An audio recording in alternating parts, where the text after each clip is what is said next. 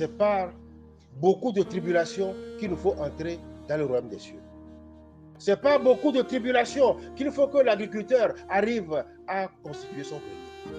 Je ne connais pas d'agriculteur qui ne porte pas les traces, qui ne porte pas les cicatrices de ses outils.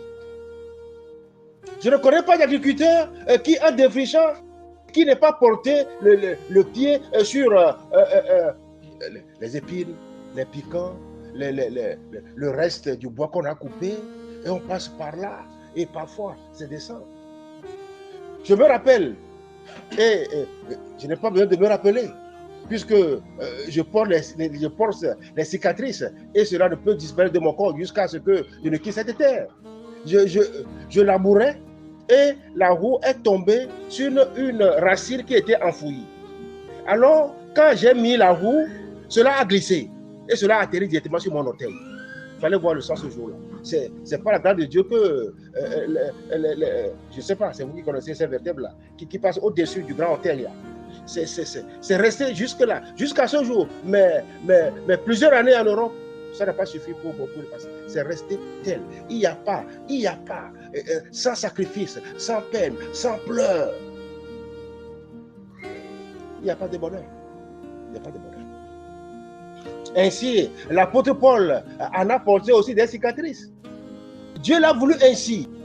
Et Dieu l'a établi bien avant les temps, bien avant le commencement. Dieu l'a établi ainsi qu'il n'y a pas de bonheur sans douleur. Ça doit être gravé dans nos mémoires. Et lorsque tu entames quelque chose et qu'il y a des difficultés, mais que les difficultés ne te repoussent pas. Au contraire, tu dois prendre courage. Et c'est à cela que l'apôtre Paul appelle les disciples ici. Tu dois prendre courage. Tu dois, parfois, nous-mêmes, nous exhortons. Vous savez cette phase de la vie?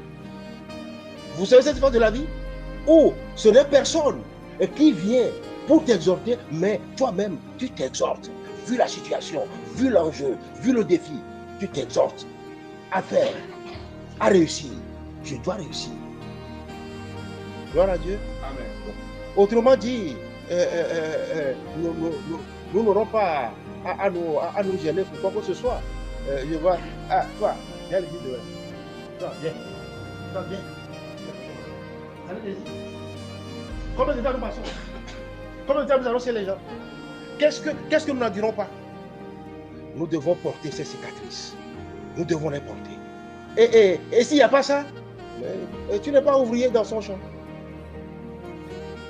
Il faut braver les épines. Il faut braver les difficultés.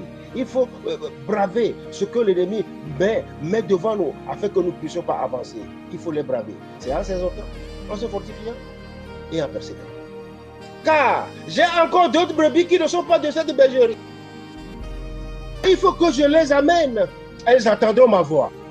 Et il y aura un seul troupeau, un seul berger. Qui enverrai-je?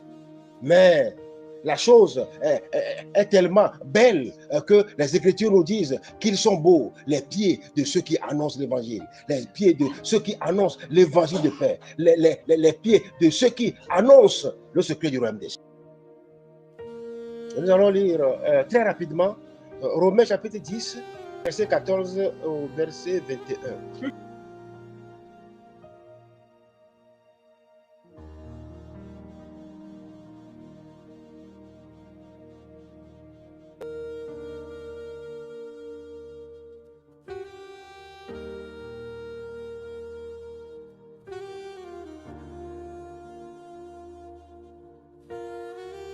Ainsi, je disais tout à l'heure que lorsque le Seigneur nous a appelés à quoi que ce soit, nous ne devons pas nous attendre que nous ne marcherons que sur du tapis rouge.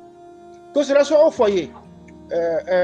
Il y a une chose que le monde a inventée. Lorsqu'on se marie, on dit qu'il y a la nuit de miel. La lune de miel. Lune de miel. C'est ça, non? C'est que la première nuit, bon, c'est la grande fête.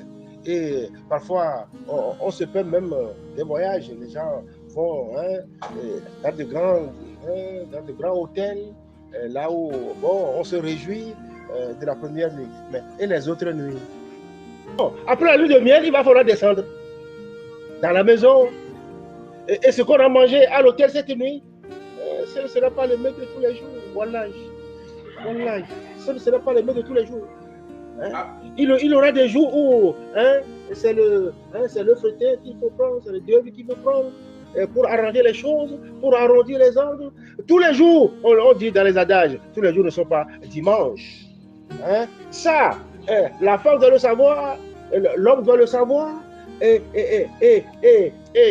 prendre conscience de cela et se dire, se convaincre que c'est comme ça que Dieu a fait les choses. On n'a plus autrement. Et la femme doit avoir l'art de faire ces choses. La femme doit avoir l'art que si j'ai le devis, je peux faire 4 et 5 mai avec le devis. Le Seigneur, son corps a porté des cicatrices. On lui a mis les clous. Quelle cicatrice portes-tu dans ton foyer?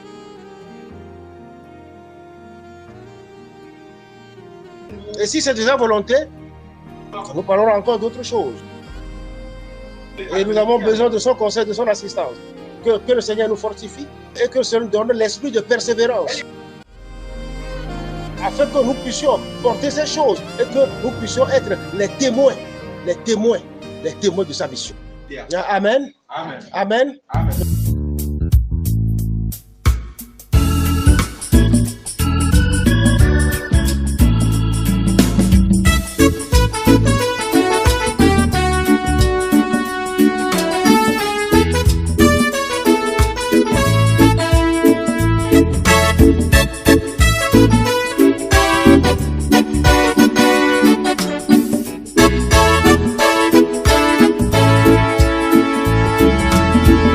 Dakwena mauta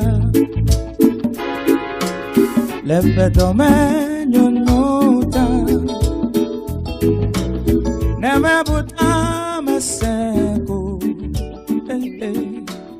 akpeda woko mati